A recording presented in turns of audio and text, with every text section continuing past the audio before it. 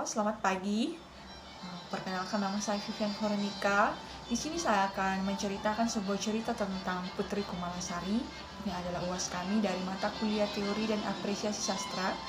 Dan di sini saya akan menyebutkan terlebih dahulu siapa-siapa yang berperan dalam cerita ini sebelum kita masuk ke dalam cerita. Yang pertama itu Raja Kasmidung, ayah dari Putri Kumalasari, dan Putri Kumalasari dan Ujang. Dan Ujang ini ialah akan menjadi suami dari Putri Kumalasari nantinya, karena dia dapat memenangkan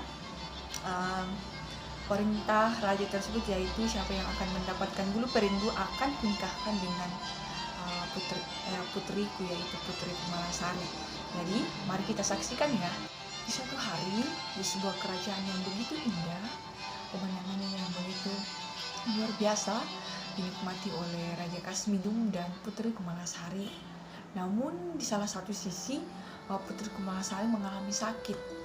Dengan setia dayang-dayang menemaninya pagi dan malam, begitupun juga dengan ayahnya. Ayahnya begitu cemas, khawatir, takut akan keadaan putrinya tersebut. Lalu raja tersebut memerintahkan pasukan untuk memanggil tabib untuk datang menyembuhkan putrinya. Tak lama kemudian tabib datang dan dengan teliti memeriksa keadaan Putri Kumalasari. Namun penyakit Putri Kumalasari tidak ditemukan.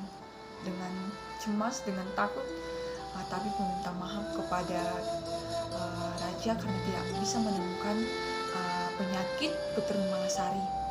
Kedua kalinya Raja Kasmidung memerintahkan kembali untuk mencari tabib. Lama kemudian tabib datang dan memeriksa putri dengan teliti. Namun tabib tersebut tidak dapat juga menemukan penyakit dari Putri Kumalasari.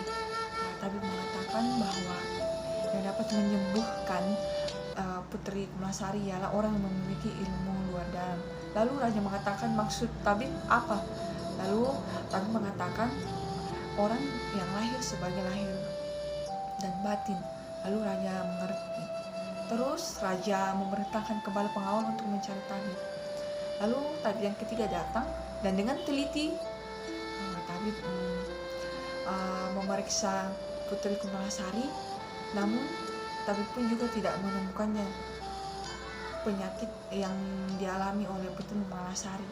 Dengan berdiam diri sejenak, dia mengatakan yang dapat menyembuhkan Putri Kumalasari ialah dia harus diminumkan oleh bulu perindu yang berada di Gunung Mas-Mas. Lalu dengan cepat Raja Kasmidung memerintahkan pasukan untuk mengambil bulu perindu tersebut yang ada di Gunung Mas-Mas. Lalu prajurit dengan cepat membereskan barang, itu senjata, makanan yang akan menjadi bekal nantinya di dalam perjalanan. Mereka melewati hutan bakau dan mereka mengalami banyak rintangan karena digangguin oleh beberapa binatang. Hari semakin gelap, mereka membuat kemah, mereka beristirahat, dan tak lama kemudian pagi datang dan mereka kembali melanjutkan perjalanan mereka. Mereka dengan setia, dengan semangat melewati jalan tersebut walaupun perjalanan ini sangat panjang. Dan sesampainya di Gunung Mas-Mas, mereka mencari bulu perindu tersebut. Dengan begitu lama mereka mencari, namun hasilnya tidak dapat ditemukan. Bulu perindu tersebut tidak dapat ditemukan. Lalu mereka kembali mencari, namun hasilnya tidak dapat ditemukan juga.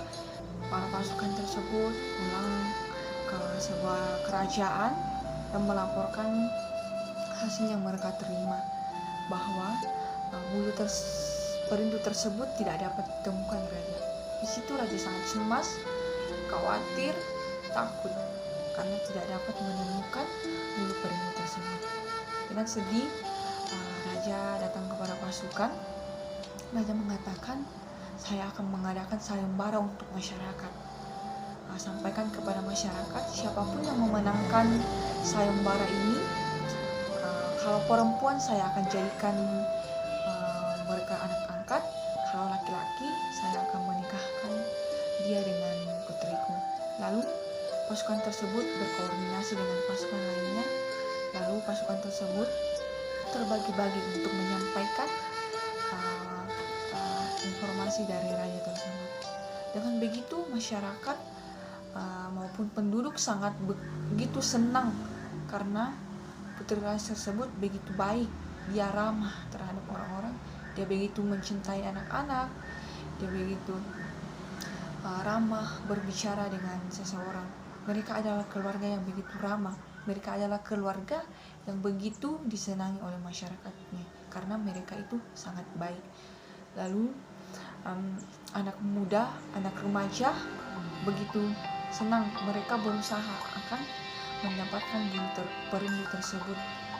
Lalu di situ para remaja berkumpul, mereka membicarakan soal perjalanannya ke Perindu. Mereka sangat merancang dengan baik karena Bulu Perindu yang ada di Gunung Mas-Mas itu sangat jauh.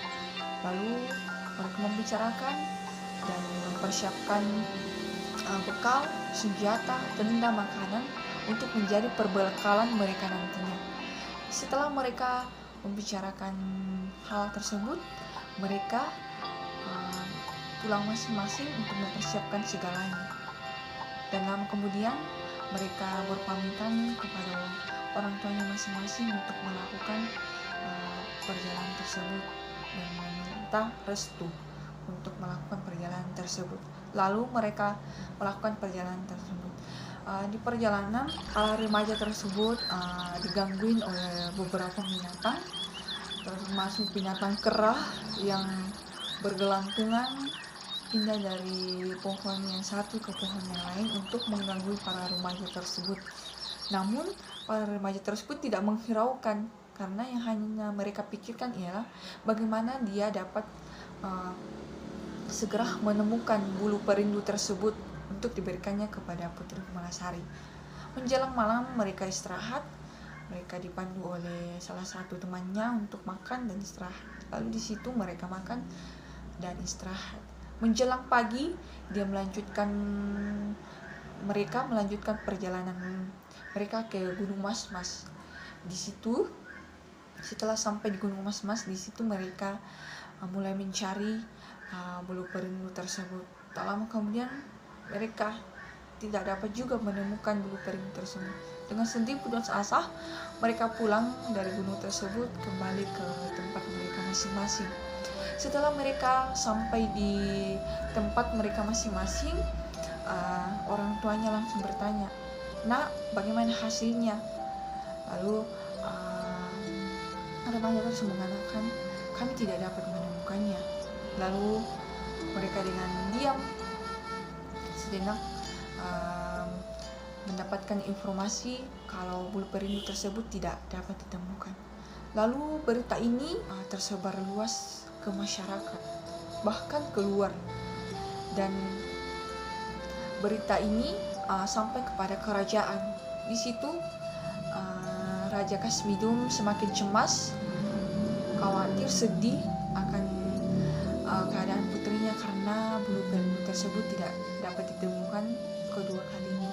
Masyarakat ikut merasakan kesedihan tersebut, dan ulama, para tokoh masyarakat mendoakan agar putri raja tersebut sembuh, dan begitupun Raja Kasbidum berdoa kepada Sang Pencipta agar putrinya dapat disembuhkan. Di kerajaan Antawaranta ada seorang pemuda yang gagah dan tampan, namanya ialah Ujang. Dia tinggal sebatang kara karena orang tuanya sudah meninggal.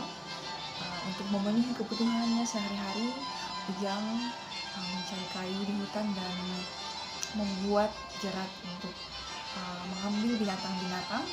Dan di pagi hari Ujang bangun pagi dan melakukan sholat subuh. Setelah melakukan sholat subuh, Ujang mempersiapkan segala perkakas untuk mengambil kayu bakar di hutan.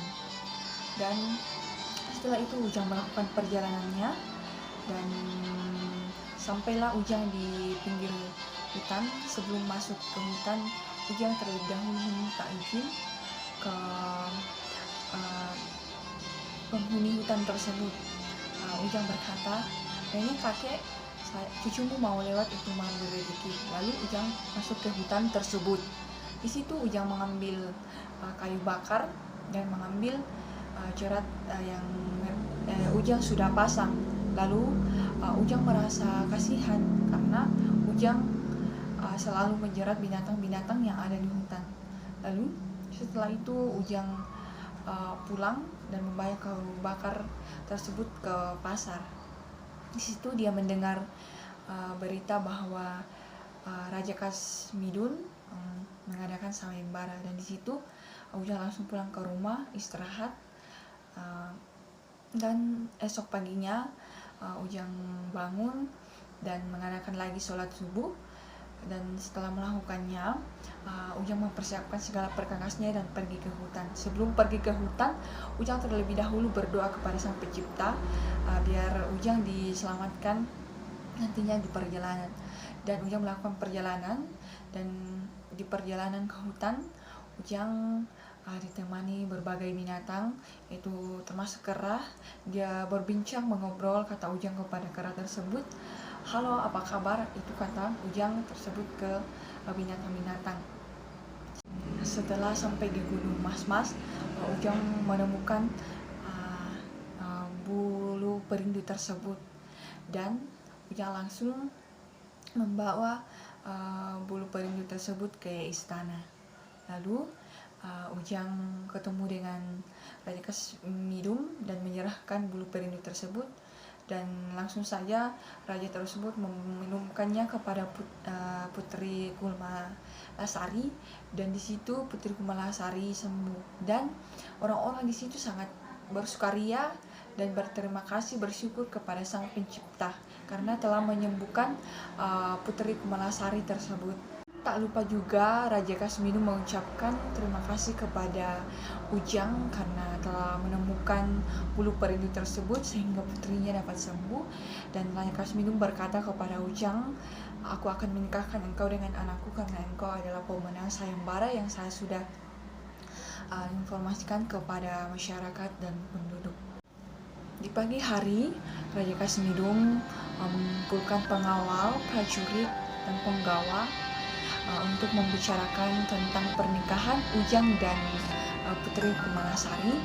Dan Raja Kasmidun mengatakan kepada pengawal dan prajurit tersebut, "Bagaimana kalau kita mengundang anak yatim piatu untuk datang ke pesta pernikahan putriku nanti?"